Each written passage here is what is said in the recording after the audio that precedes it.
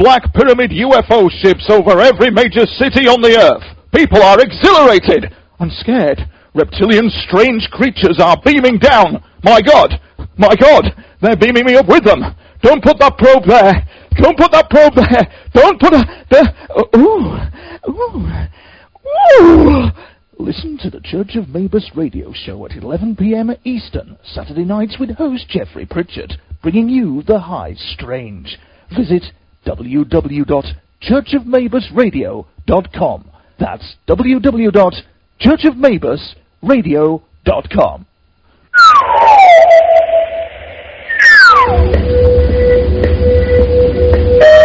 Hi, I'm Stephanie Benetti, and along with Joe Montaldo, we co-host a new show called News on the Flip Side. You can catch us every Saturday night, 8 p.m. Central, where we will be discussing current news and topics going on in the world today. We have opinions on everything.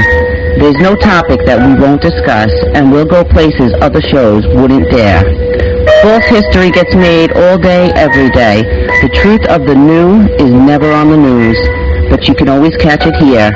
News on the Flip Side, only on the UFO Paranormal Radio Network.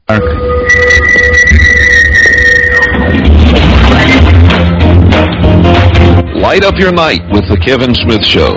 Hi, this is Kevin Smith. Join me Monday through Friday right here on the Paranormal Network.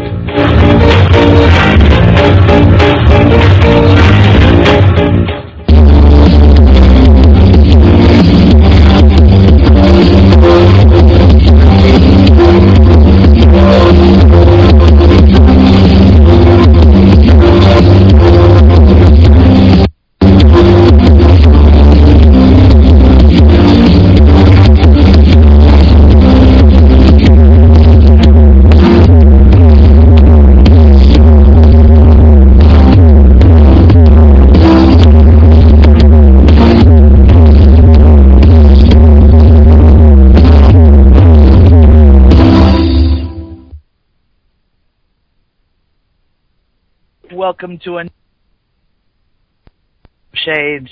I'm your host, Gia Scott, and once again, we have a fascinating topic tonight. But before we jump off into that conversation, we've got our usual announcements to make. We are still working on that cookbook project, and submissions have been a little bit slow, guys, so get your recipes together and send them to me at giascott@exogenynetwork.com. while you're listening to the program tonight. Don't wait. We are in need of a lot more recipes before we can get this project up and running. Now, for tonight's show, like always, I would love to hear from the listening audience. So please send in your questions and comments to me at giascott@exogenynetwork.com.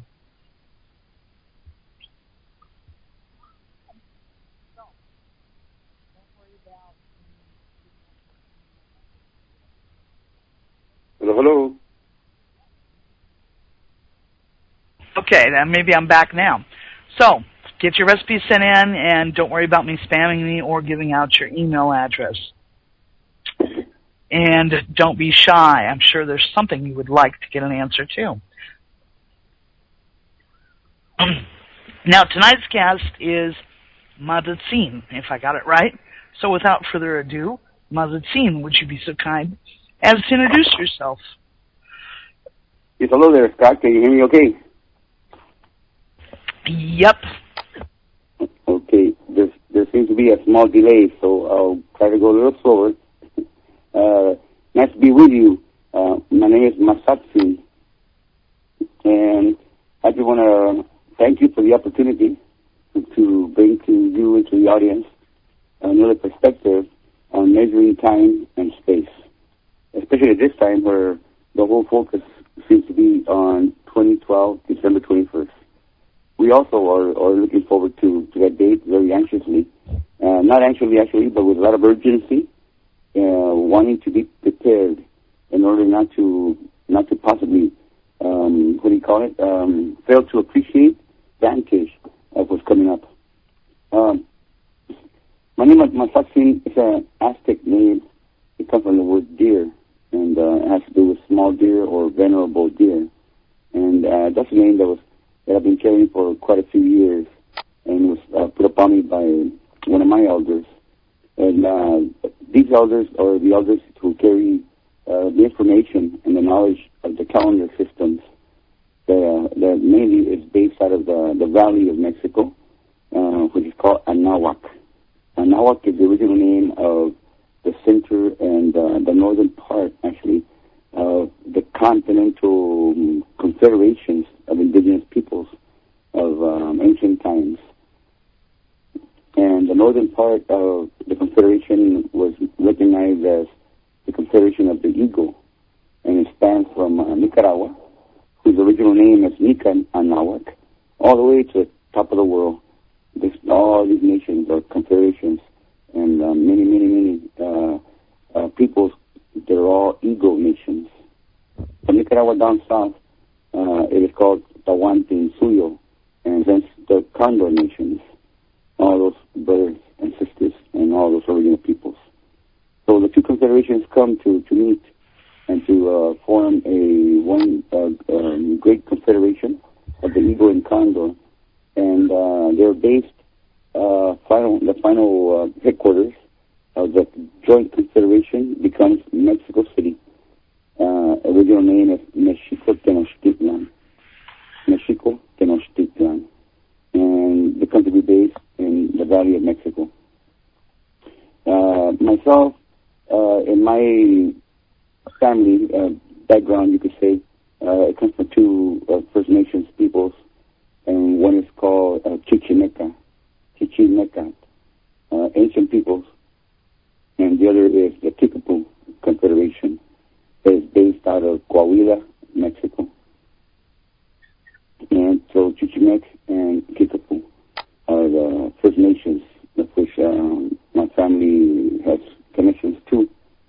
And the information that we have been dealing with that is recognized and known universally as the Aztec calendar has been our focus and my focal point for the past approximately 20 years.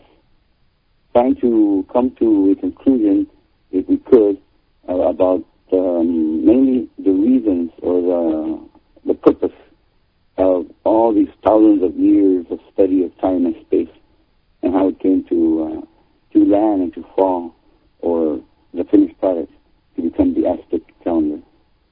We found in our time of traveling and over the past 20 years to different parts of the continental United States and of the continent, and finding and speaking with, meeting original traditional peoples that still carry in some way the sacred count of the calendars. Coming to a conclusion because of the similarity of the count itself, because of the familiarity of the system by many peoples in many distant lands, crossing actually thousands of miles or kilometers and over thousands of years by thousands of peoples, that it was extraordinary that they maintained the bottom foundation of the count. And we find similarities in even the names of the days, even the meaning behind the symbols, and we find a similarity pointing to a conclusion, as I say, which becomes in last terms and last times as the Aztec calendar. And so we have been working with this concept for the past 20 years, trying to find if there was a way to apply this information now that we found it. And as we've been working, we've been taking the system of 13 numbers and multiplying by 20 days on the calendar system. A system of 260 days, we find it's called a tonal powali in our ancient language called Nahuatl or Nahuatl Tlatoli, harmonious speaking. And it's called Solkin or Tolkin in the ancient Mayan language.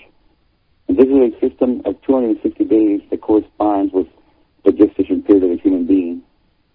In correlation or working at the same time as the system of 20 days multiplied by 18 periods and a final period of 5 1/4 days that makes up the whole year.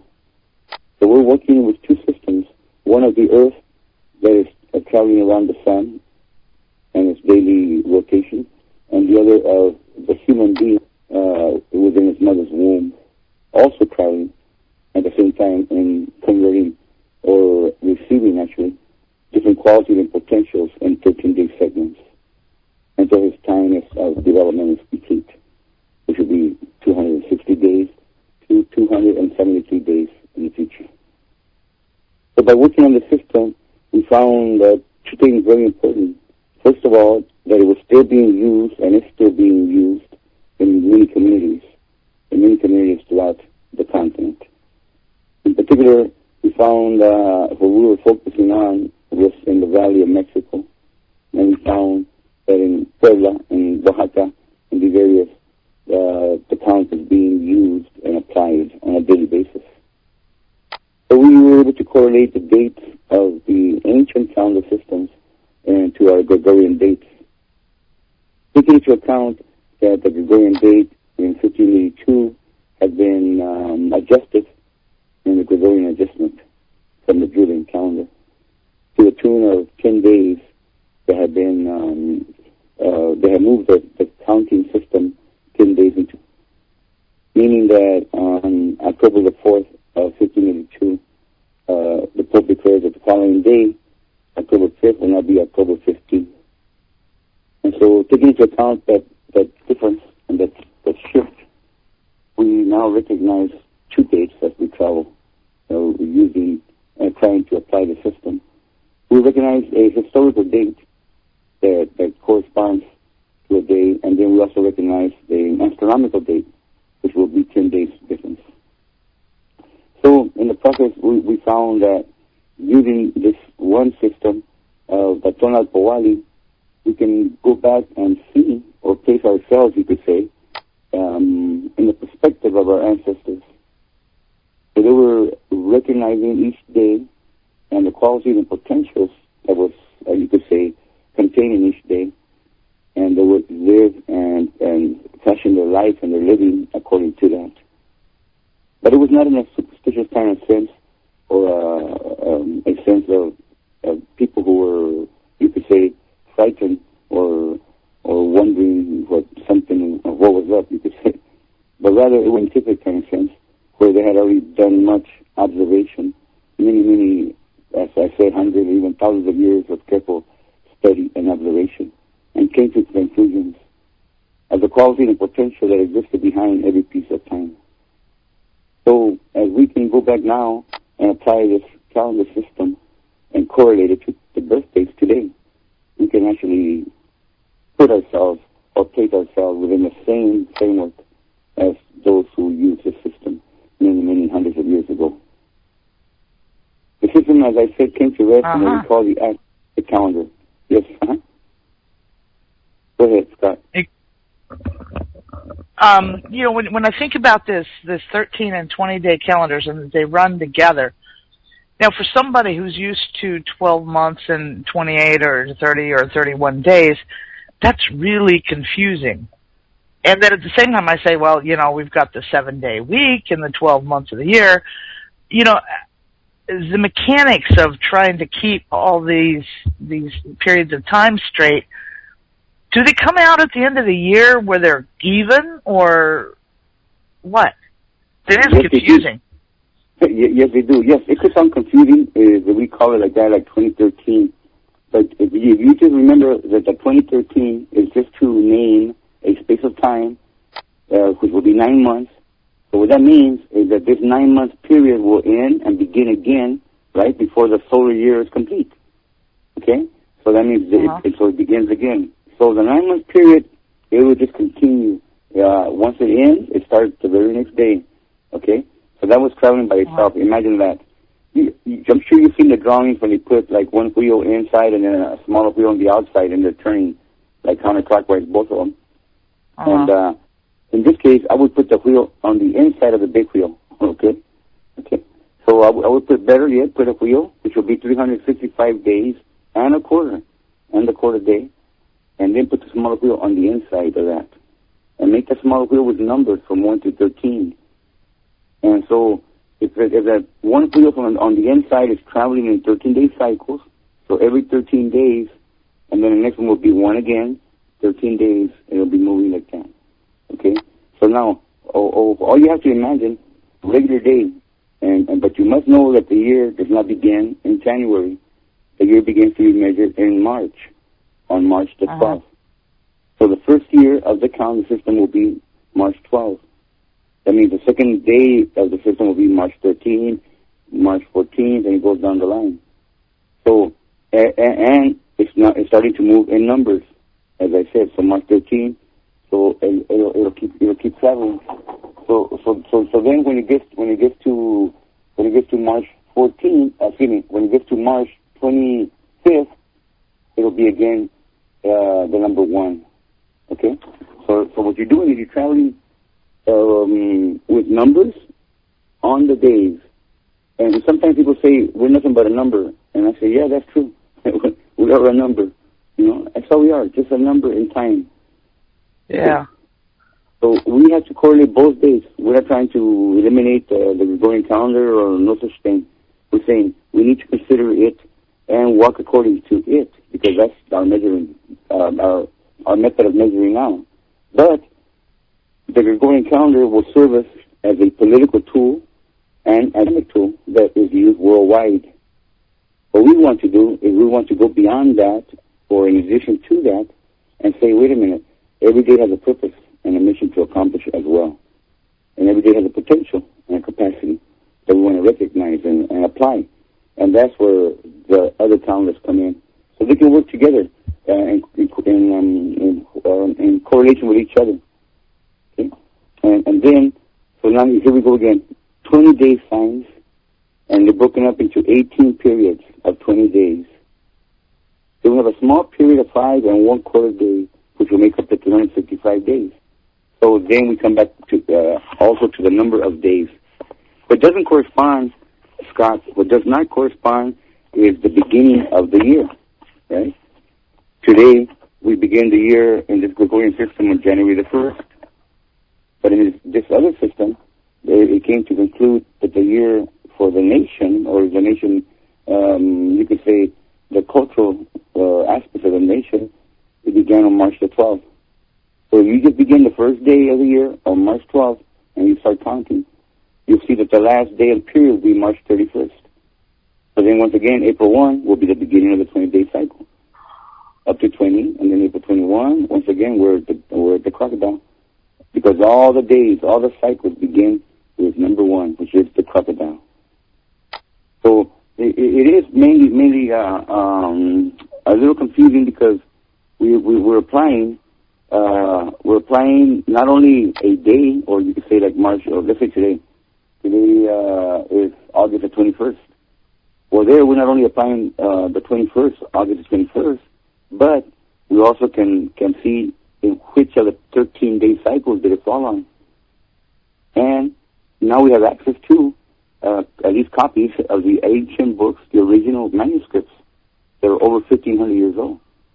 And we have access to them where we can actually see in the ancient book as we're traveling along on these 13-day cycles. So it's really exciting and really interesting. But the unfortunate thing, Scott, is that we have not had, maybe complete access to this information, or had not been opened up, and I guess you could say given the permission to bring the completion of the information to now. And part of the reason it has to do with protection, of course, protecting sacred knowledge. But part of the reason it had to do is, I believe, with people, ourselves, humans, being in a position to understand and to accept this information. But now, we have been given you could say the go-ahead by our teachers, our elders, and the information is coming out so fast. And the most important thing, as I said, is to remember that don't stop walking on this calendar we have today. Today is the 21st of August. But at the same time, for example, today, besides being the 21st of August, it is also you could also say what day it is on this ancient calendar system. Am I getting a little clearer?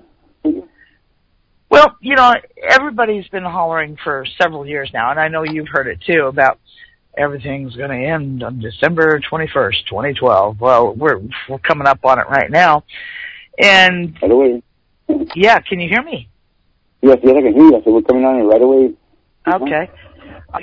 With this, everybody, the calendar's ending, and that means the world's going to end. Is there a reason for anybody to believe that the world would end from the Aztec calendar? No, that's a good and a legitimate question, and the answer is no. There's nothing in the calendar systems that talk about the end of the world, and there's a couple of things that have been unfortunately misunderstood pretty strongly, and one is that December 21st is the end date for a count, or the end date for the Mayan calendar, or even the Aztec calendar. And in reality, December 21st has nothing to do with either of these calendars or anything that would be cultural in scope. December 21st is strictly related to an astronomical event that will take place. That has nothing to do with it, or not based on culture or religion or anything like this. It is based on the fact that the Earth will find itself in a space of time that it has not been in 26,000 years, approximately.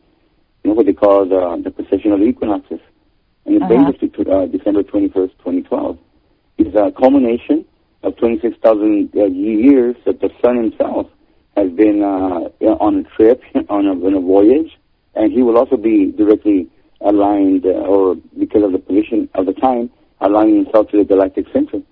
So both the sun will also be completing, fulfilling a movement in space.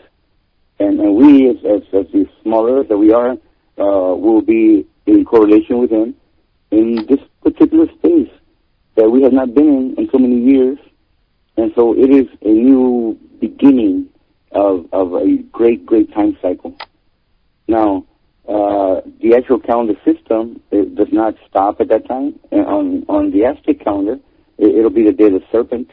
It'll be the day 3 serpent. Well, that's rather... I guess comforting is a rather insipid word to use, but it is rather comforting because, nothing I was feeling or anyone I knew indicated the end of the world was about to appear. And I like things to be a little more optimistic than, gloom and doom and certain death descending upon us all. I like my life, and I've got a granddaughter I think the world of, and, the future is important to me.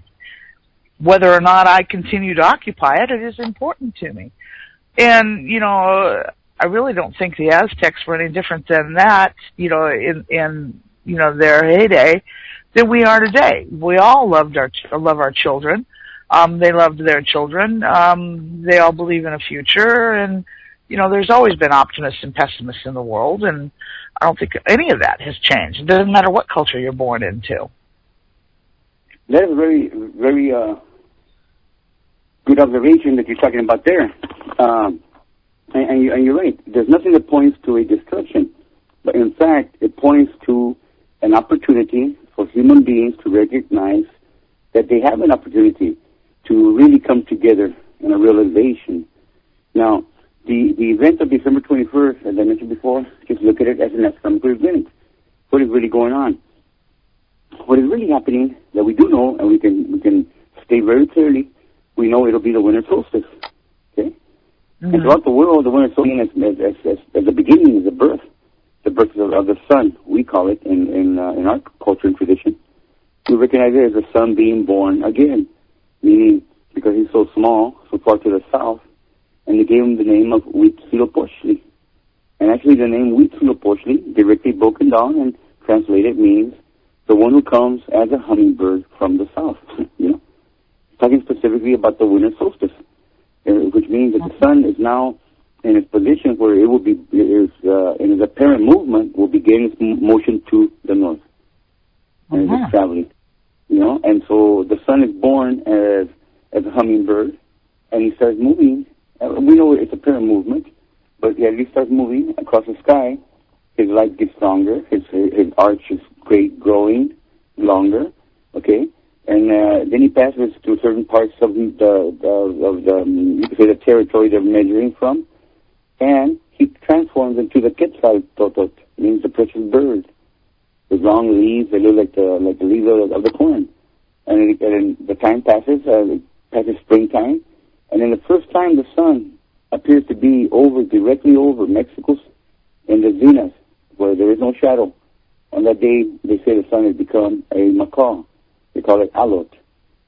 But yet the sun continues its motion as it gets all the way to the north, to what will be the Tropic of Cancer. Over there in the south, he began in the Tropic of Capricorn. After the longest night of the year and the shortest day, he was born as a little hummingbird. By the time he reaches the north, in the Tropic of Cancer, he's become an eagle. And on that day, on June the 21st, 22nd, in that time period, he is born as an eagle. Now we see him as a solar eagle. We call him Cuau Tonal. And we see him returning back to the south as an eagle. So as the sun is passing, the second time over Mexico City, fully grown as an eagle. They tell us that over Mexico City, in the Valley of Mexico, because of its positioning geographically, high up in the mountains and being in valleys, that there is an amazing current of wind that is constantly being fed into Mexico City from 4 directions of the universe. And this produces something sort of like a butterfly effect. So there's always a butterfly dance happening throughout Mexico. So when the sun, as an eagle, passes a second time, so it will be the second zenith passage of the sun over Mexico City. And it comes together with that butterfly. They call that Cuau Papalot, eagle butterfly, an astronomical event when the sun is at the zenith over Mexico City. And it falls on July 26th, without fail, every year. And it falls on a day of movement that's called Olin. So on the day Olin, which is day number 17 of the 20-day cycle, that will be July 26th. On that day, the sun is always positioned over Mexico City in the zenith, and there's no shadow. And the sun, the eagle, and the butterfly together, they come together and they let their energies flow and over the face of the earth. And that's what you have on the calendar system. You have, later we're seeing some information so you can somehow get it out too, where you can see actually the symbolic image of the eagle and a butterfly superimposed on the face of the earth. And that's the calendar. But it's all astronomical, an astronomical event. And I was fortunate enough to just this past July 26th in Mexico City on this moment. As we have been going back there for the past 5 years to correlate these calendar dates astronomically with the actual calendar that they call the Aztec calendar, and now with the permission and the blessing from the grandfathers, the ancestors, to correlate that with the ancient books, the manuscripts. So there's no doubt in our mind that we can walk on the day of, for example, on the day of the Condor, on July 25, and July 25th, we'll be in front of the Pyramid of the Sun, and the sun is directly above our head. The next day, we're in Mexico City, a day of movement, the sun over our head. Then we continue to a place called Malinalco, the House of Medicines, on July 27th, with the sun directly above our heads. And then finally, on July 29th, we'll be, on the calendar, it'll be the day of the flower, called Xochitl, and we're going to be in a place called Xochicalco, which means the house of the flower, or the house of flourishing thoughts. And there the sun will be directly above us. But in this case, there's an underground or an internal observatory. Besides measuring the equinoxes and the solstices and the apogee and perigee, it also measures Venus passages. So here in Xochicalco, there's a tunnel, and underneath one of the temples, and the sun comes directly inside there. On a particular day, day of the flower, he will not come in here directly in this manner again for 9 months. And it will be 1 year before he comes directly straight up inside this chamber once again. So it's measuring. But Scott, if you go back 39 days to the beginning of summer, back then, June 20, 29, 21st, about that time, you will see that the days began on the day of the crocodile, the beginning of the 20-day cycle. And exactly 40 days later, 2 20-day rounds, we're in the house of the flower. So we've been able to walk, at least these past 5 years, with our eyes wide open, of course, and our hearts wide open. We've been able to walk and reestablish some of these ceremonies and these sacred sites. So now, we just returned back from walking 5 days with the sun. We call it dancing with the sun, because the sun himself is dancing directly overhead. Mm-hmm. And that's what we're finding. So when we see this information, this information is alive. This information is real. And then when we see that it deals with potential capacities and capabilities that exist in a piece of time, we know that this information is not only timeless, but it's not limited to nationality or place of origin. It's a question of when, at what time were you born, on what day of this 20-day cycle, and what potential that is you could say that these archetypes, these 20-day signs represent. What potential came into you, and what potential do you have? So when a child was born, mother and father would know exactly, or at least pretty precisely, they would know the potential and the capacity in that little child's, within that little child's grasp. So it was not a question of being superstition or being scared of the future or thinking that they were determining destinies. No, but they were definitely but recognizing, recording potentials of things already passed. So these were cycles that will repeat themselves, and so they developed a system. And that was interesting to me, Scott, because the ancient books are minimum 1,500 years old. That is what the anthropologists and archaeologists of today have, these books. This particular one that I'm referring to is called, or they recognize it as, the Codex Borgia. But today it resides in the Vatican Library still. But nonetheless, we have access to the system. So, to me, I find it very, also, like, as you said, I find it very soothing to think that they were thinking in this manner, that they were thinking of a way that was two proposals. Two purposes. There we go. Two purposes that are very, very clear throughout the study that we've done in the past 20-something years. And that is that the purpose was so the human being could learn to live in harmony with everything and everybody that surrounded him. And the second purpose is just as powerful. It was so that they could teach their children to live permanently just and happy. And that's a big statement to make. But you mentioned something else that I really, really appreciate your observation. Because we speak a lot of times, and we talk about the Aztec, we talk about the Maya, and unfortunately we're dominated by fantasy, we're dominated by movie makers, with Mel Gibsons of the world. We kind of stink up the place, There's little information and a lot of color, But anyway, we're inundated with that. And we hear about the Aztecs, and we hear about many, many things. But you know what? It is true that they were scientists. They were archaeologists, because they worked and they dug, investigated.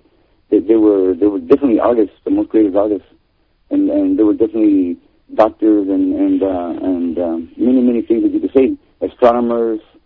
But you know what? Most of all, they were mom and dad. Okay, and that's never said. But most of all, they were mother and father, interested in finding out what the potential and the capacity and the responsibility their child was going to be confronted with. And so they would follow a strict system of recognition of time and space.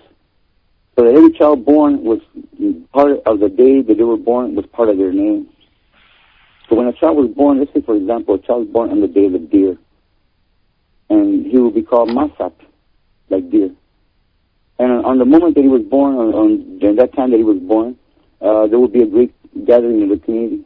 And as soon as the child was born, they would announce that he was a boy or a girl. And then they would raise up the child into the four directions, and they would call out his name. That he was born on the day of the deer, Masat. And everybody in the community would call out the name, Masat, Masat, Masat, Masat, presented to the four directions. Masat presented up to the sky, to the energies that come from above, to all the qualities and potential that come from up there, life-giving energies. And then Masat presented to the earth, who we recognize as our mother, because she gives us food, clothing, and shelter. So everybody would know that this was Masat. So as the child was growing up, all throughout his life, everybody would know who he was and his potential, but just by his name. So when they would see him doing something a little contrary or something, they would always be able to say, Masak, that's not the way. That's not the way Masak behaves. Okay? So they would call the attention to the child. So what was happening? That the community was raising the child, you know? And everybody knew each other because they knew their potentials. So it was not a question, like I said before, of determining somebody's destiny and good luck and bad luck and these kind of things. It's really a question of being able to determine the potential that was within the grasp of that child. So mother and father were responsible that he never forget, that she never forget those qualities and potentials. So that when the day came, when he became a responsible adult or responsible young man or woman, then he would be able to exercise those qualities. For example, the deer, instinct, intuition, agility, sensibility, sensitivity, a messenger of love and peace from the grandfathers.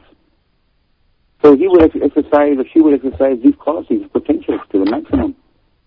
And let's say, for example, you sat down to discuss or plan something, some event or some project, and you sat down with an eagle, a person from the eagle persuasion, and he would have that vision like the eagle. Someone from the jaguar capacities, and he would have all that to be audacious and tenacious and determined, you know. So everybody brought in what the most high potentials, and from there they developed a plan. I think it's pretty nice, you know, to have at least something to you know, a foundation. Yeah. Well, you know, one thing that people are obviously, you know, sitting around wondering, even though we haven't gotten any questions in the email yet, how is this culture that's regarded by most people as pretty much dead and gone, still relevant in today's society? That's the best question. Because that's the best question. Because of that question, believe me, my brother Scott, because of that question, I've been here for over 20 years looking for the answer to that question. What does it matter to me? How is it relevant to me? What the heck do I care about those 20 days or whatever, or Aztec culture or Mayan culture? You know, what is going on here? Well, let me tell you, there has never been a time, I think, more appropriate than right now for that question and for the answer to that question. Because in the past 500 years of the influence, of the European influence upon this Western Hemisphere, in the past 500 years, we're kind of in a lot of trouble at the moment, you know, regarding our resources, regarding even our attitudes, regarding our love and respect for each other and for the earth. Okay, so we're in a lot of trouble, and the fact that we're like using up all the goodies, you know, using up all the resources in every aspect, both the physical and also the spiritual and cultural resources. We have kind of worn down, you know, and so when I found out, for example, that it was the day of the deer, and, you know, I use that one as an example quite a bit because when I first was placed, I guess, between directly in my face so I could understand it, it was the day of the deer. So when I found that out, it gave me another perspective, that not only was it a Monday or a Tuesday or whatever day it might have been on a regular weekday, but that the day had also an attitude, that the day had you could say a warning and a privilege, that every day, you know, had his own vibrant happening. In other words, that it was alive, that it was breathing, you know. And it gave me another perception. It gave me another. I'm not saying that, you know, fear or anything like that, but just an awareness, right? That the day is alive, that time is moving, and we're part of it. So that's why we say all the time, we're not trying to get rid of any calendar or get rid of this Gregorian calendar. When we speak to people about this, the accuracy in our calendar systems, a lot of times they say, yeah, why are we in a calendar that's not accurate no more, Gregorian calendar? And the fact is that I do believe that it is accurate because of the adjustment that was made, and they're able to keep it adjusted in that way. I believe it serves its purpose. So, as I said, we're not attempting to eliminate or to substitute one calendar over another. Instead, what we're trying to do is trying to correlate the counts so we can apply the qualities of the day as we walk on this Gregorian calendar. Mm-hmm. As I mentioned earlier today, that today we're in the of the 20-day cycle, we can find out what day we're living in today. And in fact, we could even correlate your birthday, Scott, to the calendar system. Well, my birthday is April 19th. Uh-huh. Okay, And what year were you? 1961. Oh, great. I say great because you make it easy. You make it easy. Because check this out. As I said before, there's 20 days, and the day begins on March 5th. So if you start March 12th as day 1, and you travel 20, the 31st day will be the day of the flower, Chochi, and the first day will be the day of the crocodile. Then you begin to count again. So that'll be April 1, will be the crocodile. You go 20 days, once again to flower. Right, the day before the flower, which would be April the 19th, that will be the day of the rain. The rain. It's called Gyawit, and that means rain. So you were born on the 19th day of the 20th, which will be the day of the rain. Now, of the 20-day cycles, of the 20-day signs or symbols, 4 of them are the ones that will correspond to the year signs. When you look at the calendar, I don't know if you have one in front of you, but when you look at the calendar again, you see they're going around in a circle. And these will be the little squares that go around the center that has the face, and they're in the 4 squares. And there will be like a band of 20 squares going around. And you'll see right there that in the corners of this circle going around, every 3rd day from the corners will be, those are the year signs. So there are 4 year signs in this calendar system. It'll be day 3, which is the house. It'll be day 8, which is the rabbit. It'll be day 13, which is the reed. And then it'll be day 18, which is the flint.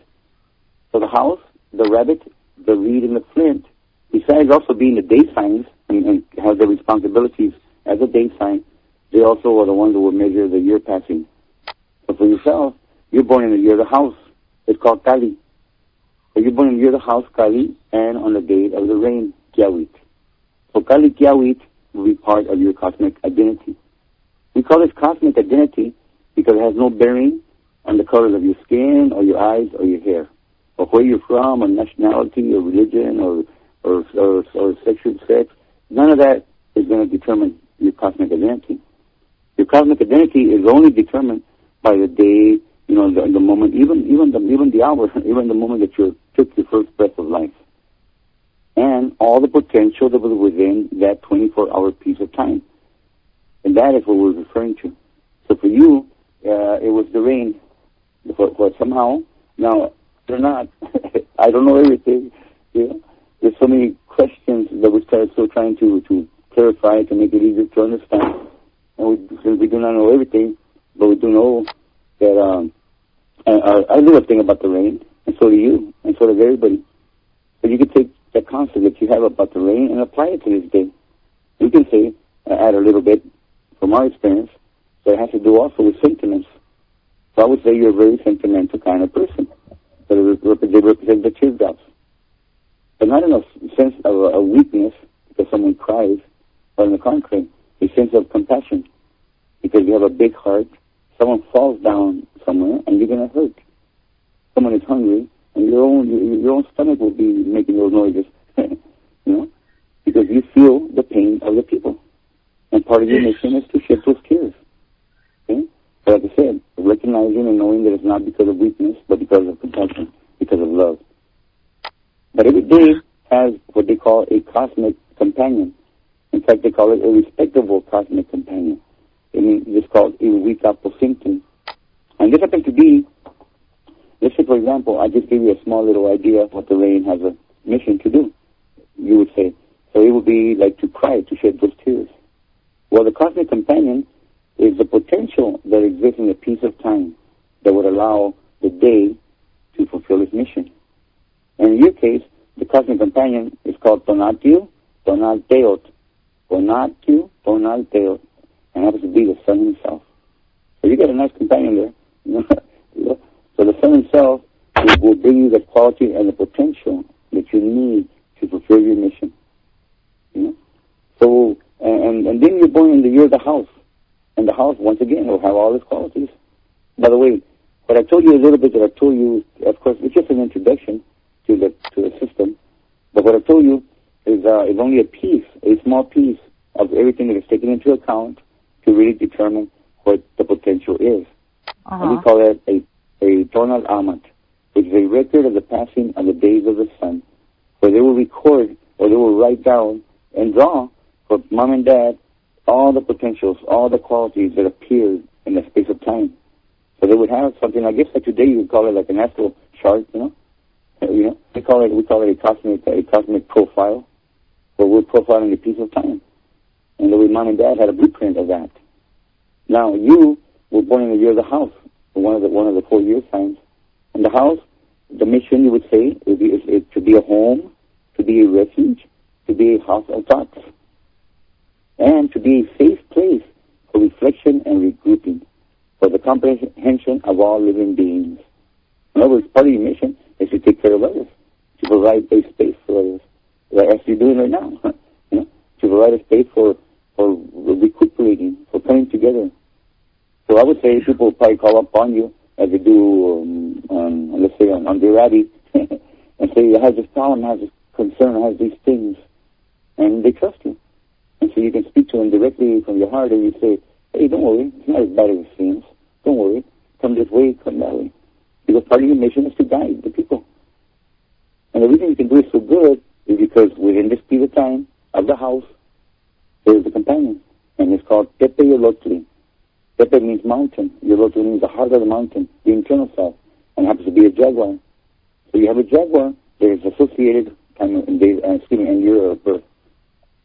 So the jaguar has potentials, capacities, and so as a jaguar, you have that potential, you have that access.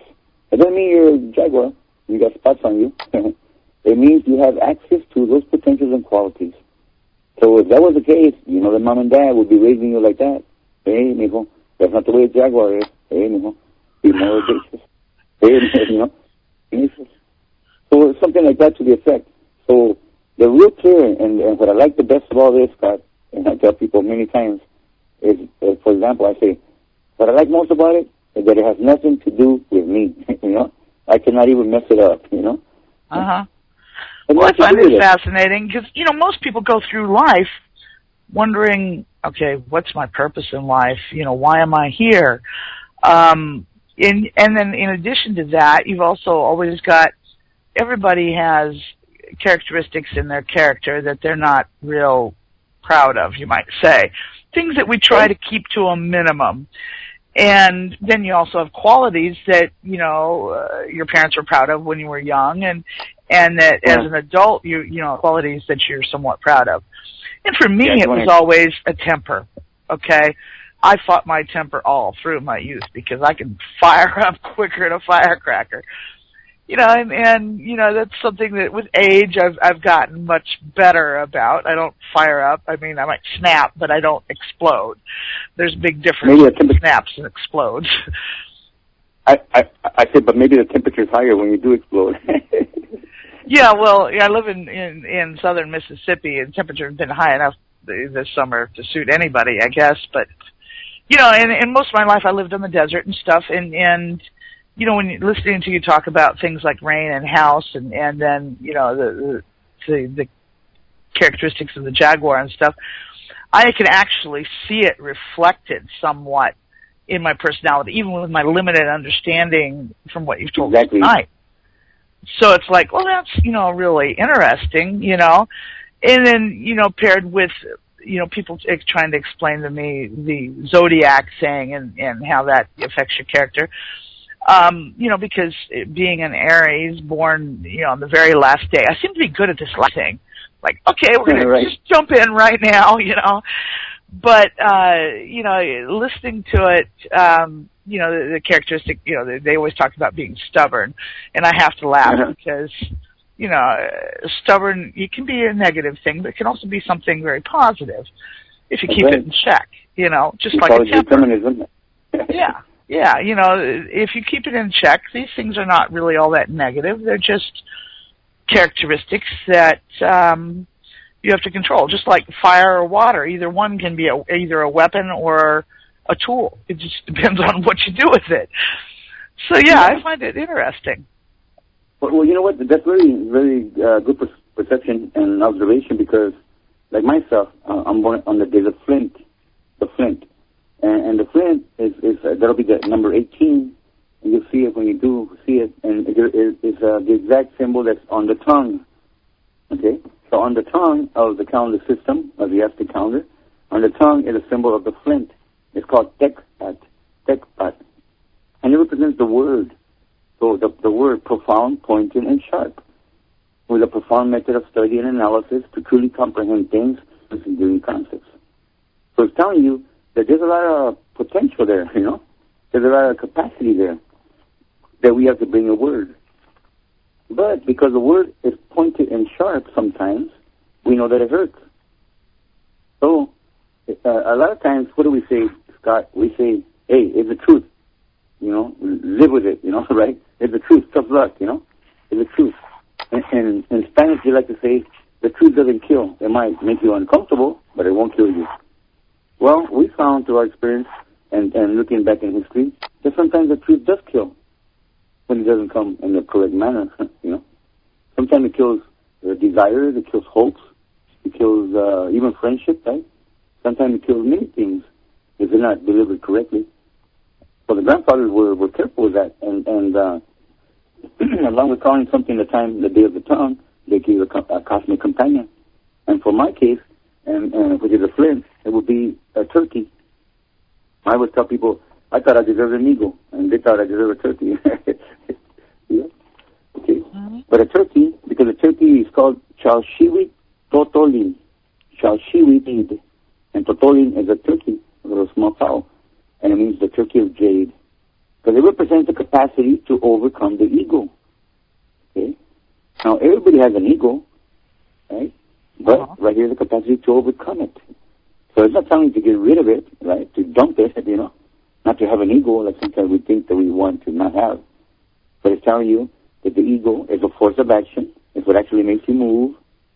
But yet, you want to overcome it, okay? In other words, be in control of it, not it in control of you. So if you learn to overcome the ego, the way to do it is to learn to see without your eyes. Okay? You have to close your eyes in order to overcome the ego. So it's teaching us that Chalchiwit Totolin is that capacity. And if you look at the ancient books, you will even see on top of this image of the turkey and the flint, which corresponds to my birthday in this particular case, you will see that there's a person sitting there, and he has a sharp bone or a sharp thorn in his hand, and he's poking it into his eyes. And he's saying, sacrifice the vision, sacrifice the eyes, close your eyes, see with your heart. And that way you can speak from the heart and not from the eyes. So in other words, for me to be able to bring this message, I have to learn, and believe me, I'm trying my best. I have to learn to overcome the ego, you know, so it doesn't interfere with my teaching. And so, but I couldn't do it. Otherwise, my words would be too pointed and too sharp. But you know, we don't always put people down and say, oh, I don't like this, I don't like that. Sometimes we put people up or things up above us, and we put ourselves down. So once again, our eyes are deceiving us. Once again, our eyes are making us judge things, and we're misjudging. So they're telling them, learn to overcome the ego. Close your eyes. See with your heart. Speak with your heart. And so, myself, I'm born in the year of the house, like you. And so I have that Jaguar quality as well, which is a manifestation of something that we call Tezcatlipoca, which is the consciousness and the will. And something that we call Tezcatlipoca Ishkimili. Ishkimili means capacity to see without the eyes. You know, so it serves us very well if we learn to apply, or try to apply, or at least try to imagine, to recognize that you have potential within your grasp. So it's been hard for me in my life, my work. I'm like yourself. When you were mentioning about how you blow up like a firecracker, I think I was born a firecracker.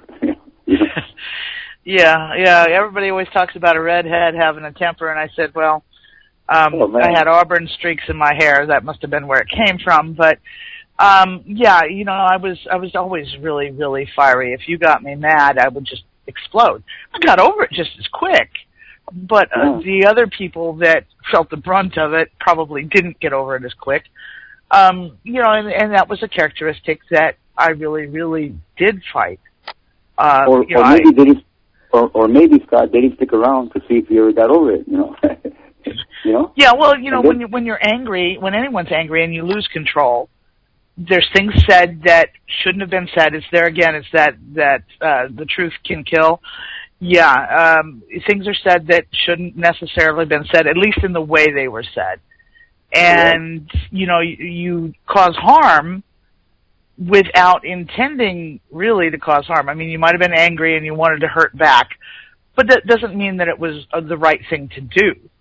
Right. And so, you know, there again, you know, you have to get control of that ego and, you know, keep it under control. And it took me a long time to say, okay, you know, I'm not going to let the horse ride me anymore. I'm going to ride that horse. And, you know, once I did, life became much easier for me. You know, I didn't go through life being continually angry.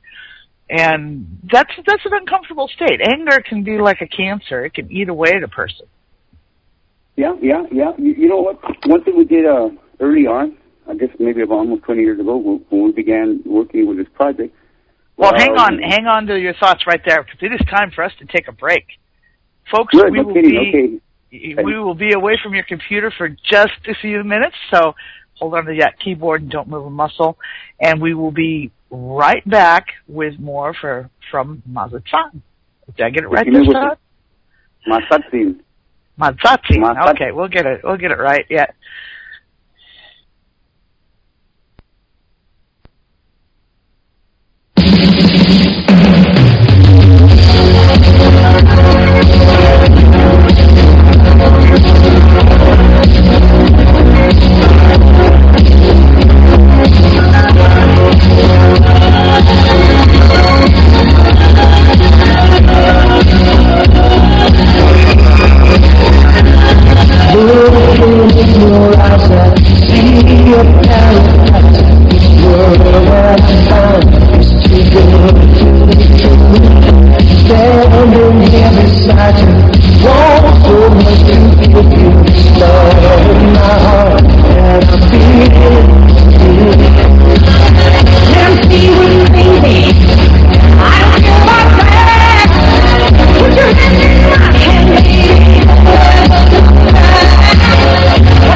Isn't afraid to push the limits.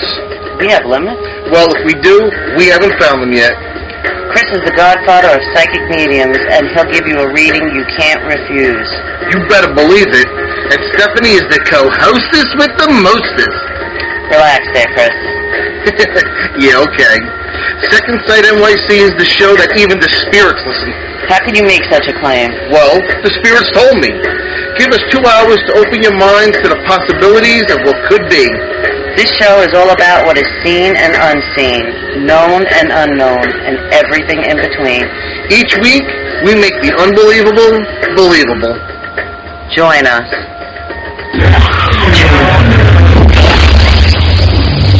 Are you a fan of the unknown? You constantly watch the skies, wondering if there's something out there in fear of things going bump in the night. Whispers Radio brings you headfirst into the world of the paranormal with the latest news and interviews with the paranormal elite. With hosts Jordan Klein and Nick Queen, you are sure to be consumed in the world of ghosts, UFOs, cryptozoology, conspiracy theories, and the unknown. So check out Whispers Radio every Tuesday night, 6 to 8 p.m. Eastern, 5 to 7 Central. And give us a call, 1-866-514-1600. Visit us at www.whispersradio.com.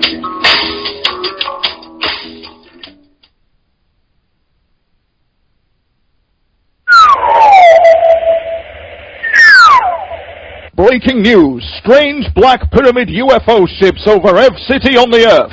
People are exhilarated and scared. Reptilian strange creatures are beaming down. My God, they're beaming me up with them. Don't put that probe there.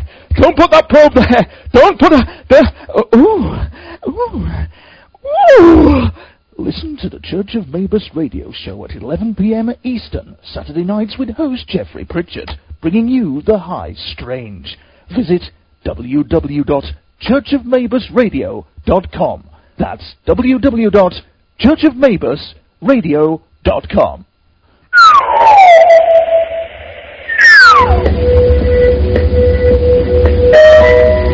Hi, I'm Stephanie Benetti, and along with Joe Montaldo, we co-host a new show called News on the Flip Side. You can catch us every Saturday night, 8 p.m. Central, where we will be discussing current news and topics going on in the world today. We have opinions on everything. There's no topic that we won't discuss, and we'll go places other shows wouldn't dare. False history gets made all day, every day. The truth of the new is never on the news, but you can always catch it here, News on the Flip, only on the UFO Paranormal Radio Network.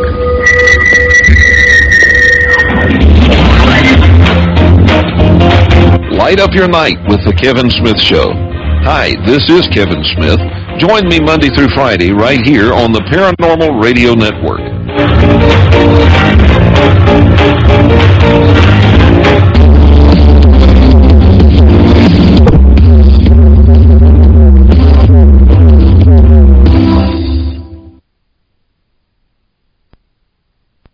To the Dawn of Shades. I'm your host, Gia Scott, and we are talking tonight with Matatin. Did I get it right this time? Well, you got it better than ever. Oh, better than ever. Well, as long as I keep improving, we might get there. Now, before we get started, do you have any websites or anything that you could tell people that they could look up so they can get more information about the things we're talking about tonight? Yes. Yes, I have a website.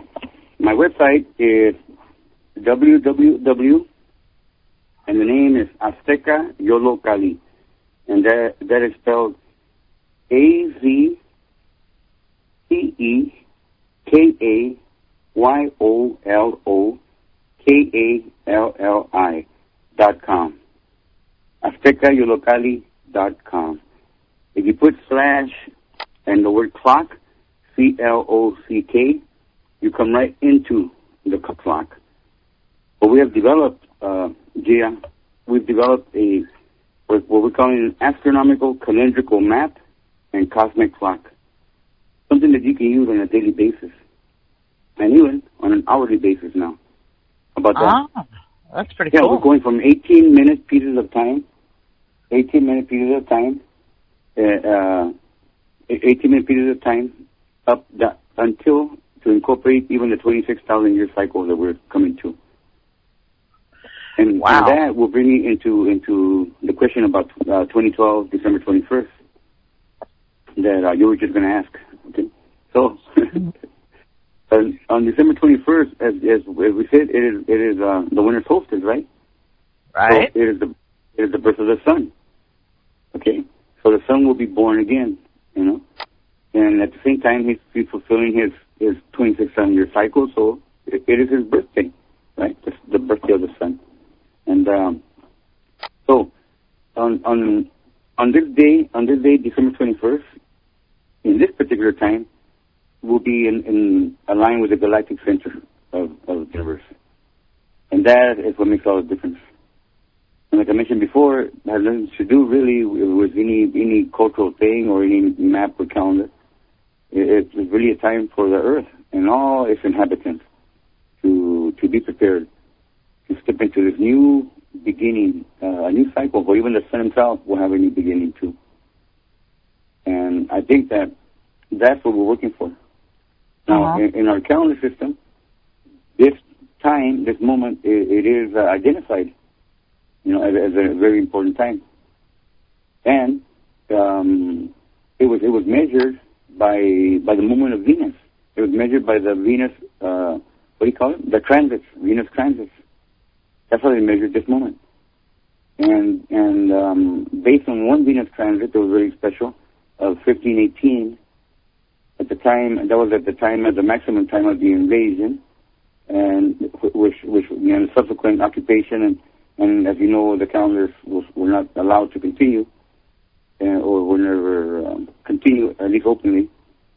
So, but nonetheless, during the time, there was a Venus transit as well. So we're traveling right now, astronomically. We're in the same state we were at in 1518. You know, on the same Venus transit that concluded in 1526. So now here, the Venus transit concludes also here in 1526. Uh-huh.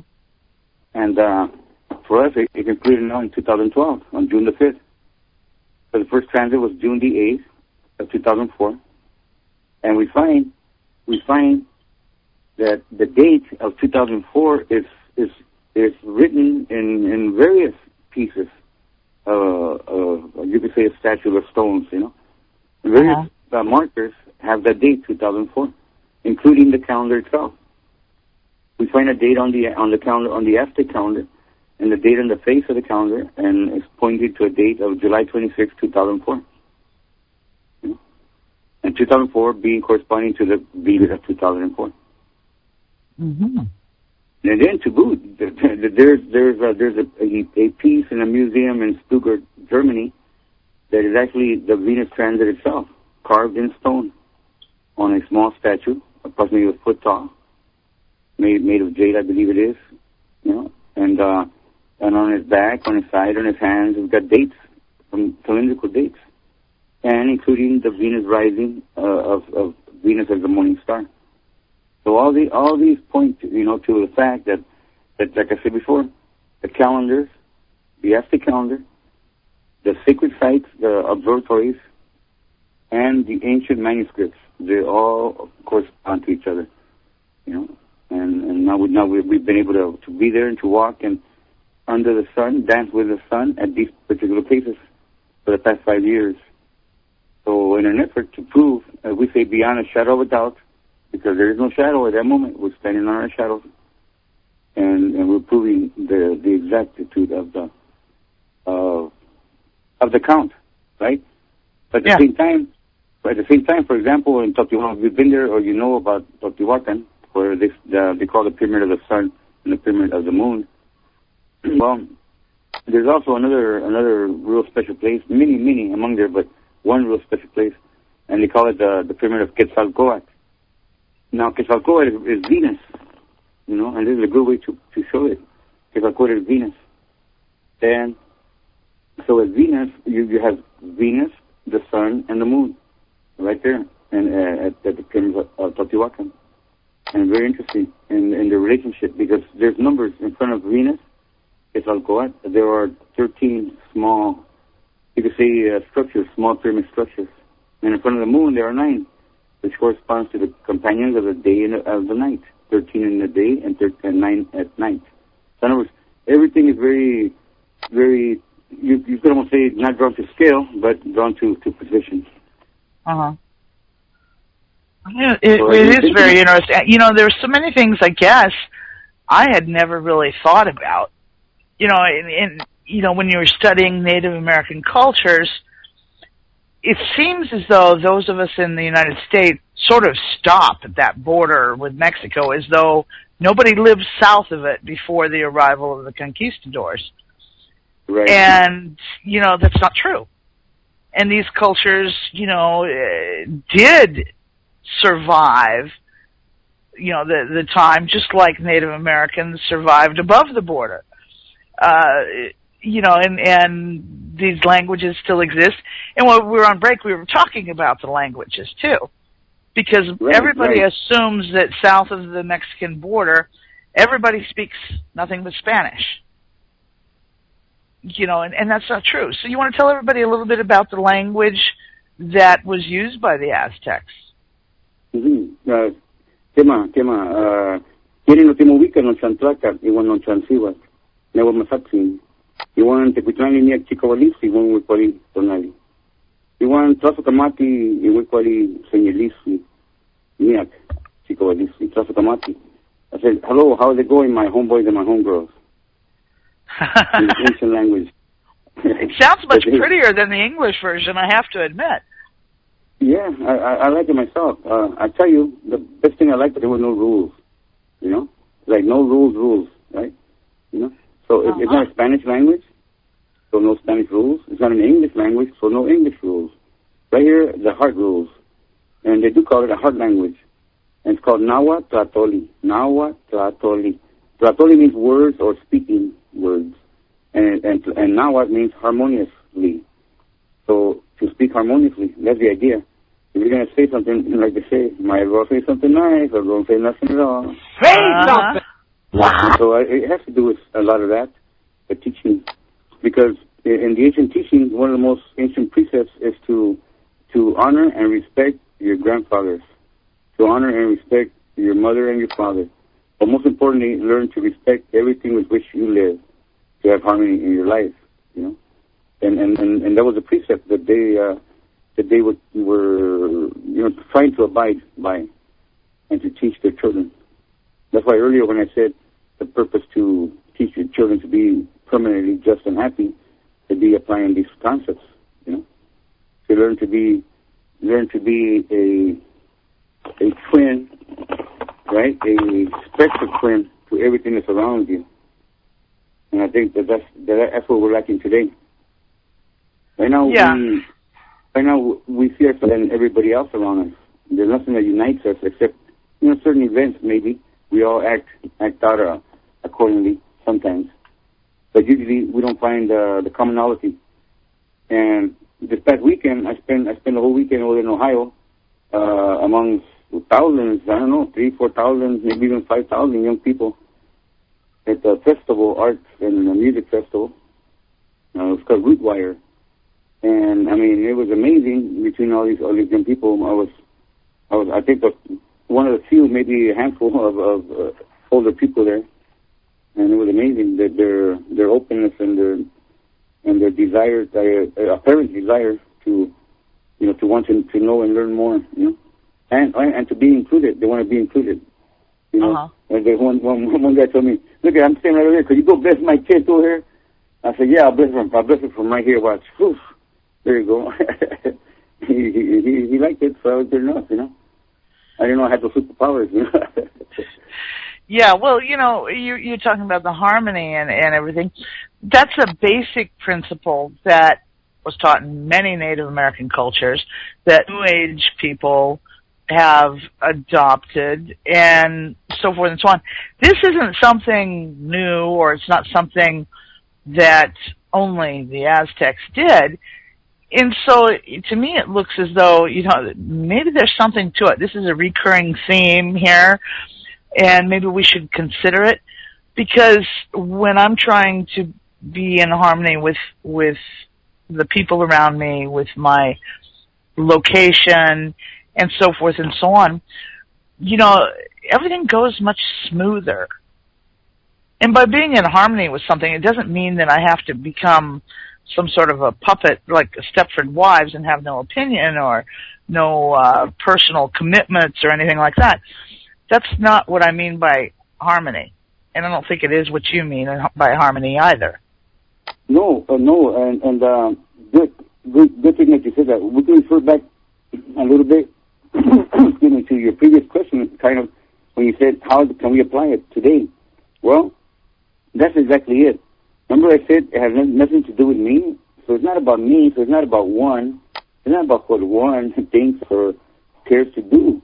It's not about that.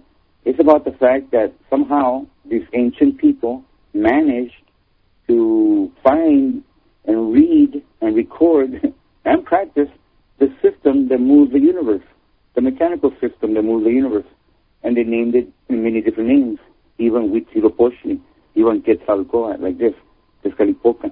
So these names really are astronomical, you know, they're philosophical, you know. They're everything but religious, you know. They're everything but violent, or they're, you know, Huitzilopochtli, you want to call him the god of war, when he's not, when he's the winter solstice, as a little hummingbird is born, you know. Big difference. In a human being, Huitzilopochtli represents the will to move, you know, the will to move. So you don't just talk about it, you move on it, you know. And that's what Huitzilopochtli is. And Quetzalcoatl, for example, is intelligence and wisdom, learning, and we have that capacity. And Tezcatlipoca is consciousness and memory, the internal self. Okay? But yet they call him everything in the book that you want to throw at him. And nobody challenges it. How about that? Nobody challenges it. You know, nobody challenges it. And most people who do study a little bit, they don't believe it, but yet nobody challenges it, you know? And that's where we came in. not to challenge it, but to uncover if that was complete. You know what I'm saying? So as we went through it, we found, wow, excuse me, it's not over yet, you know?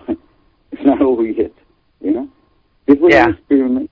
This was an experiment on humanity, on remaining human beings, and not becoming simply humans, you know? Because once they became humans, you know, then they ruled the world and destroyed the world, see? But as long as they were human beings, then they were part of the human being, of the other beings that exist on the earth, and to help the earth survive. But once they became humans only, they totally, you know, and that's what they did with the church, you know, use the church to eliminate, you know, the beings, you know, eliminate the honor and respect and harmonious coexistence for thousands and thousands of years, you know, eliminated that in a short period of time. And then history is wrought with inaccuracies and fallacies, sometimes intentionally, sometimes by ignorance, and sometimes by design. But nonetheless, we have to deal with them as well. And people have to live, and like for example, I'll give you an example. Like this culture, this beautiful culture that represents, you know, life and respecting time and space, has been used very, very negatively against their own young people, you know, in these gang structures, you know, to the point now that they have even gone as far as to claim that the language is a gang language, okay, you know, a language of a people, considering it a gang language, you know. So this is very strange, you know. But in the language, it's a heart language that can allow you to speak to your own heart, okay, and have a conversation with your heart as well. So I think that's very, very, very important. So nowadays we say like that every day has a purpose and a mission to accomplish. With a cosmic mission that will be accomplished while it lasts. Every 24-hour period has its guides and answers that must nurture and fortify it to ensure its fulfillment. After thousands of years of careful observation and patient study, our grandfathers of Anahuac, the ancient Mexican homeland that expands from Nicaragua up into Canada, they developed a system that enabled them to identify and isolate influences. And they call these their respectable cosmic companions. With this in hand, they learned to respect everybody and everything that surrounded them, bringing harmony and peaceful coexistence with and within El Huicat, which is the cosmos, which was the foundation of many and all of their amazing achievements. That's just a little introduction to a little work that we put together where you can walk on a daily basis on the calendar system. And as I mentioned, that there are 20-day cycles, and everyone is related to one of these 20 days. But nonetheless, remember those 13-day groups that were traveling? Right. We're traveling 13 days. Well, those 13-day groups, that means that for 13 days, you are acquiring the quality, the potential, capacities, and responsibilities of each one of that symbol, you know? So everybody goes to, for 13 days, like a crocodile, for example. For 13 days, they're like a jaguar. 13 days, they're a deer. 13 days, they're a flower, you know? And so all this is being imprinted into them because of the cycle they're going through, you know? And when it's all complete, then they land on the one day they land, and that will be their personal responsibility. But yet, they have the potential and the capacity of all of the days. You get where I'm coming from? You know? So on every given day it is, we can step into that day and become like that day. You know? So it doesn't got to be our day only that we pay attention to, you know? We're walking on a daily basis, and we're applying these qualities on a daily basis. But on our special day, well, why not make it a special day? Yeah. So every 20 days, you can have yourself a nice little, you know, thank you party. So these 13 days that come into these groups of 9 months, do they recur like the days of the week in the Gregorian calendar? Yes, they follow along. They follow along because since they're 13 compared to 7. So what does that mean? In your case, And the Gregorian calendar, for example, it goes to 7 and then comes back again to Monday again, right? And it goes to Sunday and then comes back again to Monday again. Okay? And so in this calendar, it's pretty much the same thing, except that instead of 7, it's gonna go 20 days instead of 7. Not 13, it's gonna go 20 days. The 13 comes in and where it's gonna be broken up into segments. It doesn't repeat itself until it gets to that day again, 20 days from then, right? You know? Okay, so it doesn't go back like to Monday again. See? So you're moving. Actually, I'm gonna tell you. I'm gonna go ahead and throw this other one in since you already mentioned it. The 9-day calendar as well, which is a night calendar, but it deals with only 9 days at a time. So anyway, we start at the beginning. We have 20 days to go. We have 13 numbers to cover, and we have 9 companions of the days of the night, to cover as well. Okay, so we all take off together, right? And we're moving. When we get to the 9th day, the next day, number 10, for the 13-day cycle and the 20-day cycle, it doesn't matter a bit, right? They're continuing. But for the cycle, it's a beginning again, right? So now we start a new 9 days, and now we keep going. Boom. We get to 13. Now the 13 is going to start a new cycle, right? The 20 and the 9 have nothing to do with them yet, right? So they keep moving. And then again, the 9 will get to a 9-day cycle, and then finally the 20-day cycle begins again, right? And it goes like that. And so they keep moving, they keep traveling, and as they're traveling, they're acquiring and manifesting all these potential inequalities. Okay, so eventually, at the end of the year, they will catch up to itself again. Okay, at the end of the year, they will have gone 18 times 20. Okay, which will give us 360 days, and then we have 5 special days. They're called Nemon Temi. These are the most special days of the year, actually. But unfortunately, like all the other stuff you notice to now, has been misunderstood or misconstrued. And they're called bad luck days, no good days. In the Mayan calendar, they call it the Wayab. And we call it Nemon Temi. Nemon Temi means, the word itself, it means what has been lived to fulfill. So it's completion. It's about reflection, balance, and adjustment. So in essence, to us, the most important days of the year. But we take 5 days before we begin anew and finish off the old year. Take 5 days to totally reflect, to adjust, and to balance what we need to do in order to begin the new year again. And so those are very special days, Nemon Temis. And even to this very day, some of the elders in many communities, they still take themselves apart from the community and go to discuss and to talk about what has happened. Unfortunately, not enough of us, not enough of them, or practicing this important concept of having an elders council, to be responsible for these things. So for now, those 5 days are not being applied or not being taken advantage of, I believe. So we started to use them, we did last year a little bit. But now you got the 365, and then you got that 1 quarter day. So remember you got those 4 year cycles? And remember you were born in the year of the house, Kali? Right. There's the year of the rabbit, there's the year of the reed, and there's the year of the flint. So there's the house, the rabbit, the reed, and the flint. When you see them on the calendar, you'll recognize them. They're the ones in the corners. And so each one of these years now is going to begin to be measured at a different time. All right?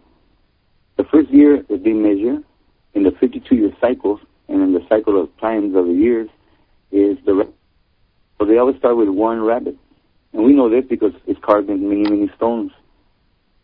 So we got the date 1 rabbit. And the next year would be 2 reed, or the bamboo.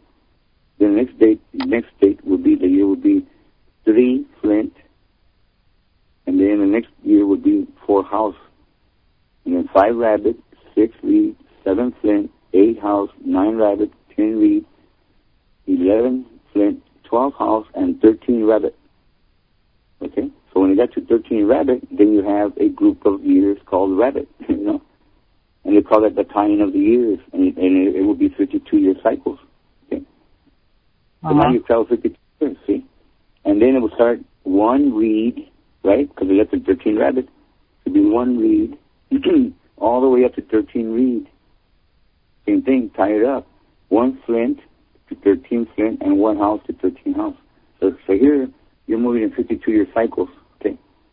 So that's how the years move. So the year has a number also from 1 to 13, so you know in did you come in. So when you're born, they would ask, when they ask you your name, they say, Kenin Motoka. Kenin, how? Kenin Motoka. How were you planted? So your name is how were you planted upon the earth, you know? In which cycle were you planted? You know? And I think that's very interesting, you know? Our name is how we're planted on this earth. So it means when we take our first breath of life. And so all these things are in these ancient books. And it's so interesting and so incredibly pleasing, I guess you could say, you know, to be able to see these ancient images and understand at least a little bit about it, you know. It's so interesting and so soothing, you know. It's so soothing because it gives me another perspective.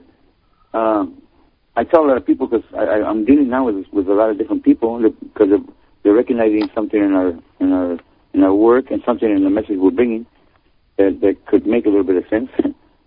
And what I'm saying is this information and this calendar system, the way that we're bringing it into view now, has never been presented before. It's never been presented, so there's no way that could even have been taken action. You know. Part of it is because of the misunderstanding of the Mayan calendar and the many ways that it was taken by many people, you know, and done everything with it that could humanly be done to it, you know. Yeah, when the person looks at the history from the era of the arrival of the conquistadors, or in North America, the Europeans, you see that things were frequently misinterpreted, misunderstood, but even maliciously destroyed. Right, but you know what? Let's make one clarification. When you said in North America, the Europeans, no, you have to start from the beginning like that, the Europeans. So as long as you say conquistadors, then you yourself are placing them as conquistadors, conquering over other peoples, you know? Right? Yeah. Keep them in the same plane, okay? And if the other people continue to call themselves Indians, right, or Indios, then they remain also in the same plane too, right, of being conquered conquistadors, right? But in reality, we were dealing with two things. We're dealing with an invasion. So it's never when the time the conquistadors came. No, it's the time of the invasion, you know, of the original homeland, the original peoples, First Nation peoples, you know, invasion of the total, you know, and not just invasion, occupation, and subsequent repopulation, you know, by the millions, you know, by the millions, you know, repopulating this continent, which means at the same time, by the millions, eliminating the original peoples, you know. So we go through all that period of time as well, you know. We need to understand that. So at the time of the invasion, we were going through that Venus transit of 1518, okay, which repeated itself in 2004, okay, you know, and that's one of the reasons why we're able to put into context what's really going on here, okay, and we find that this system, because I'm going to send you, and you can see on my website as well. In fact, if you go to my website, in 18-minute segments on my website already, you know, and we're already, you can see every day that it is, a 13-day cycle, the year that it is. And it's not a whole lot at the moment, but we're moving in that concept. So what we're trying to do, we're trying to get everybody back into the rhythm, okay? Into the rhythm that was uncovered, you know, thousands of years ago. And when you see the images that we're using there on the website, these images are from the Codex Borgia. So these are original images that we did not, you know, design or draw ourselves. So we just copy them right out of the copies of the Codex, and we present them with the permission of the ancestors, of the adults, of the elders, with their permission, definitely. and with a blessing, which is more important. So here we have it, and we call it the ancient Mexica chronological system, a human experience towards personal transcendence with global consequences. That's what we call it. Yeah, personal transcendence is something that it seems so elusive, but is it really? Yeah. No, it's not. It's within our grasp. Okay? Now, here's something real important to remember. And I like to tell young people, especially I tell them, don't forget, I'm not talking about you. Okay? I'm talking about a piece of time. Okay? If we learn to be and we learn to become, as they say, nothing, become nada, become nothing. Because after all, that's what we are. We're just a breath. We inhale and we're born. And we exhale and we're gone. So we're just a breath, you know. Many breaths in between, many things to do, to accomplish. But everything we have to accomplish and the potential that we have within our grasp, because I took the breath on that particular day or that particular time that the earth spun around once in its translation across or around the sun.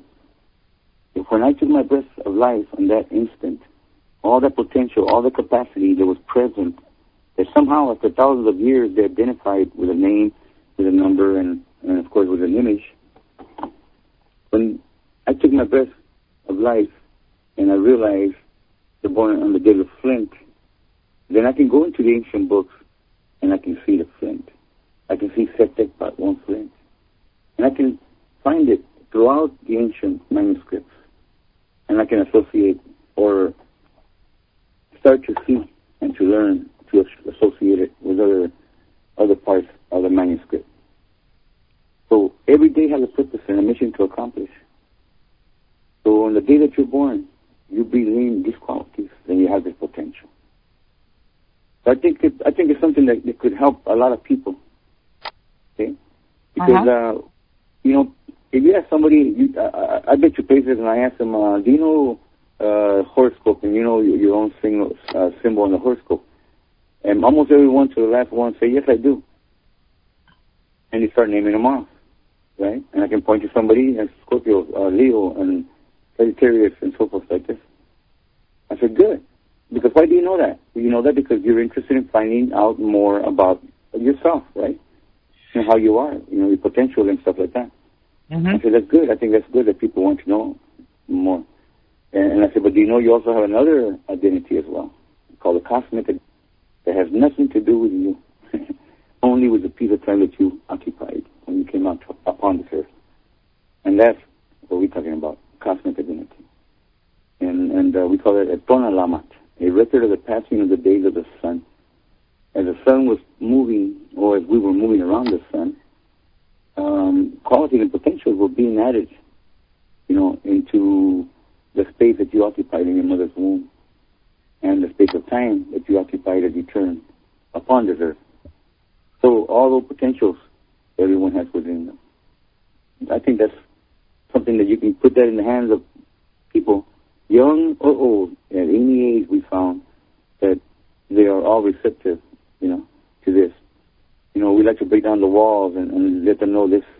And we say, regardless of your nationality or place of origin, you know, this counter system is for you. And that's what we believe. Yeah, yeah. Well, it is so simple. And if, you know, anything we can use to help us gain insight into our own selves and some of our qualities as well as issues is a great tool to use, especially if it's easy to use. Most things in life are not easy to use. You know, I don't care if you've got a new piece of fantastic software, a new tool, whatever. There's a learning curve. It takes a while to get where you can use it efficiently.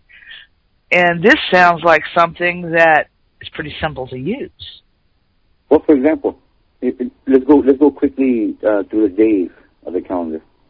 Okay, so we've got 20 days, and just every day corresponds with the other. You know, that's all we need to remember, that every day corresponds to, with the next day, and we're moving in a 13-day cycle. By that I mean there's going to be the day it's going to be, for example, it's going to be the day. I'm gonna open it up here in my calendar here, because I have my calendar here in front of me. And today is 8/21, correct? Right. Okay, 8/21. So today the day is 12 Quespali, and it's a Tuesday, and the night number is 2. So today, the day number, so today will be called Matlatli Ome, which is 12, Quespali. So we're in the day 12 lizard. What that means is tomorrow is 13, and we end a 13-day cycle. Okay?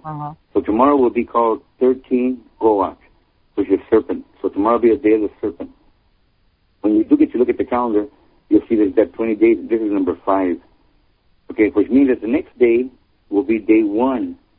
Okay?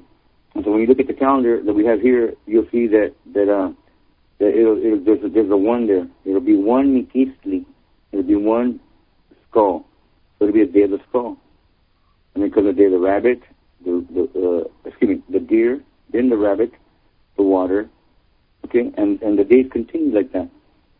So all you need to do is start the day and find where you're at on this calendar. You can actually walk in the day. And then, as far as what it means, well, you know what a rabbit is. You know what a deer is. You know what a monkey is. See, we have a little bit of this information already, you know. And you know that a rabbit is multiplicity. The ego is a vision, right? You know, casting your vision. The jaguar, like a cat, the hearing, the listening, the conscience. So it goes like that. So I'm going to go real quickly to the day signs. So at least you'll hear what these days are. And the first day is crocodile, called Sipakli. Second day is wind, Eekat. And house, Kali. Lizard, Quespali. Serpent, Goat. Skull, Mikistli. Deer, Masat. Rabbit, Toshli. Water, At. Dog, Isquintli. Monkey, Osomatli. Herb, Malinali. Reed, Akat. Jaguar, Ocelot. Eagle, Cuautli. Condor, Cosca Cuautli. Movement, Olin. Flint, Tekpat. Rain, Kiawit. And flower, Chochit. These are the 20 days of the calendar. And they sound like this. Sipakli, Eekat, Kali, Quespali, Coat, Mikistli, Masat, Toshli, Ak, Isquintli, Osomatli, Malinali, Ak, Ocelot, Cuautli, Cosca Cuautli, Olin, Tekpat, Kiawit, Chochit. There they are. So you're born on one of those days and one of those years. So you, Kali, Kiawit. House, Kali, and rain, Kiawit.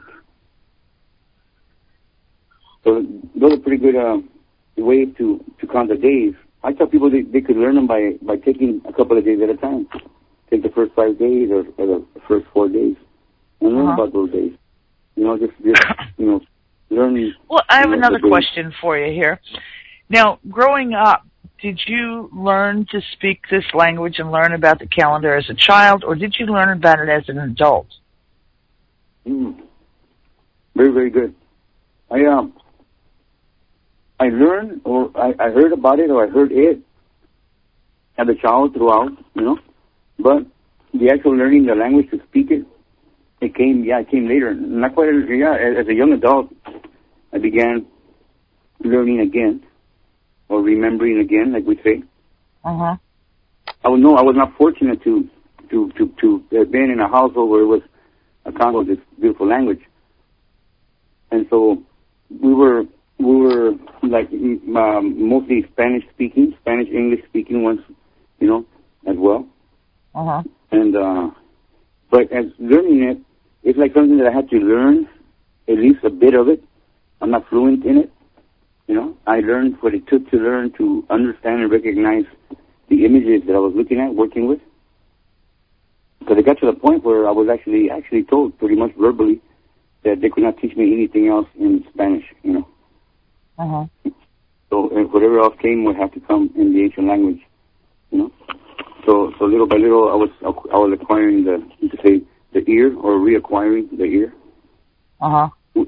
We think that I really believe that because like you, like when you said Kiawit, when you mentioned your name, stuff like that, and you and Masatsi, once I spelled it out to you and everything, you know, you're pretty quick to pick up. And this language is easy to understand. This language is easy to use and to begin to use it. And the first thing about it is, you know, don't worry about how it sounds. Just start bringing it out there. You know, as an adult, I have never tried to learn another language. I think the last time I tried to learn another language other than English was in my late teens, and it was a miserable failure. But, you know, I really hadn't even thought about it. I know that when I hear either German or Spanish, I can usually at least understand the gist of the conversation. But as far as speaking it, you know, my tongue gets, my tongue gets in a knot. You know, I have a real, especially Spanish. German's easier because English is a Germanic language.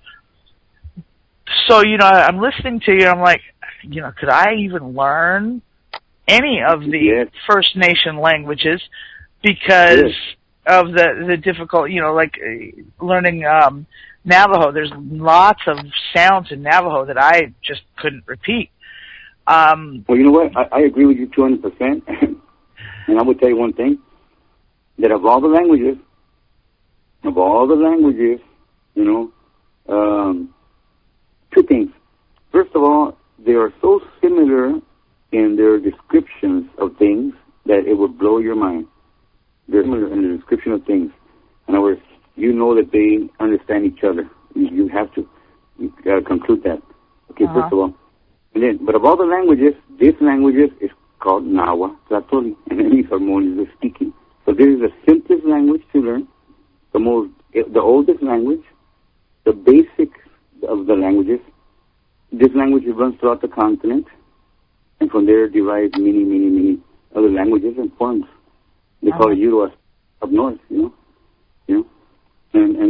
So, but the language comes from almost Nicaragua to the north.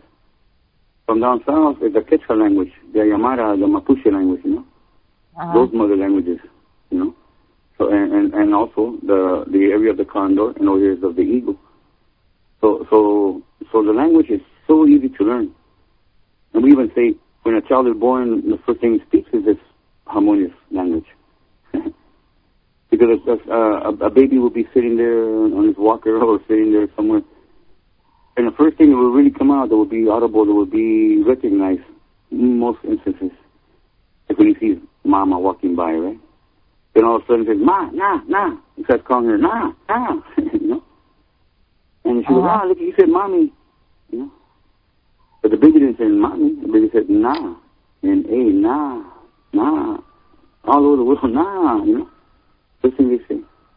And then they see father walking by, pops, and he walks by and he goes, ta. That's his first recognition, you know? And they're, he called me father. He called me daddy, you know? You know, he didn't call you ta. Yeah, well, I'm listening to my granddaughter learning to talk, and now she tells these long-winded stories, and they must be jokes because she laughs at the end of the story. I have no idea. There's not a word in there I recognize. I have no idea what she's telling me. It's like, okay, yeah.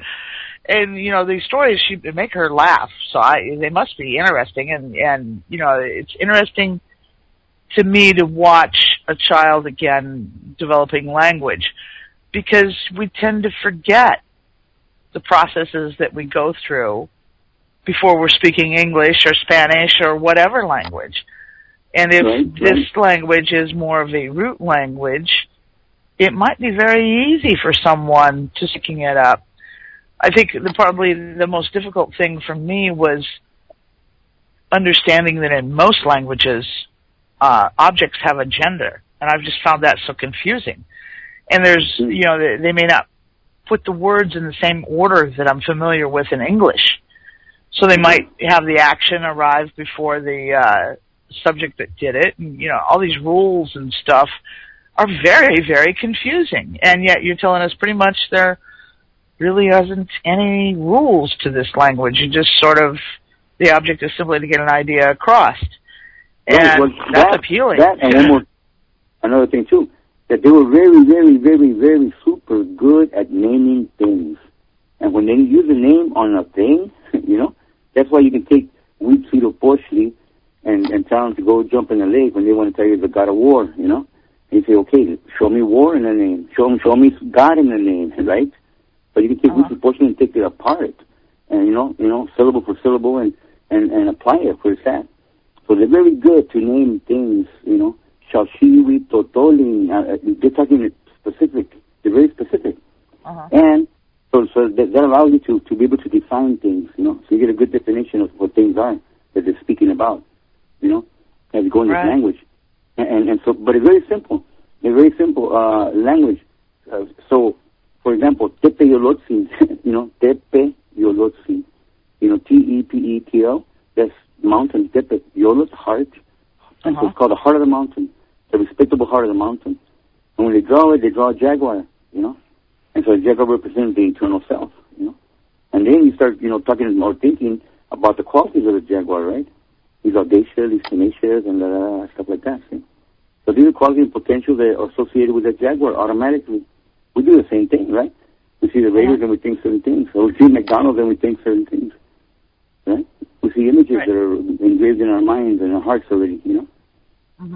So for McDonald or Tepiolosi, we're reading these images. These archetypes are guiding our focus, you know.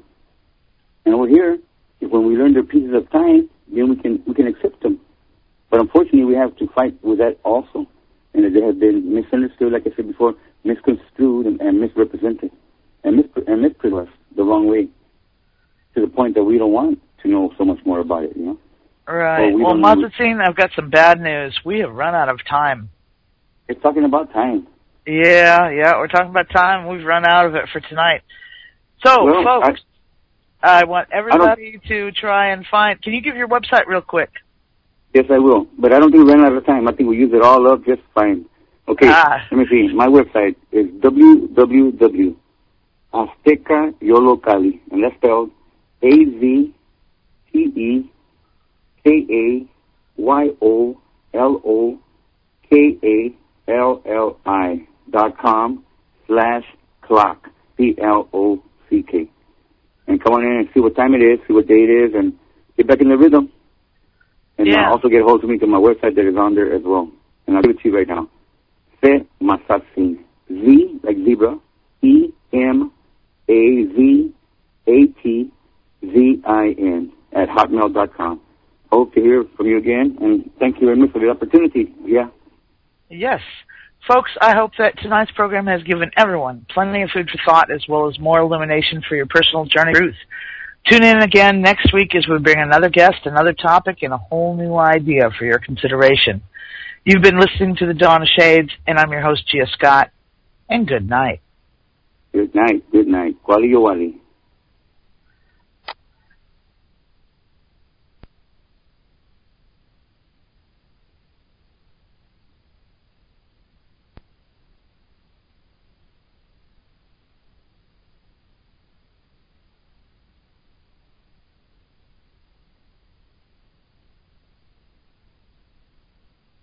It's the Lamarck Ford 100 Days of Summer Contest. Fuel your fun in the sun by texting PRIZE to 269411 and enter to win an entire year of free gas. Visit Lamarck.com for more details and like us on Facebook today.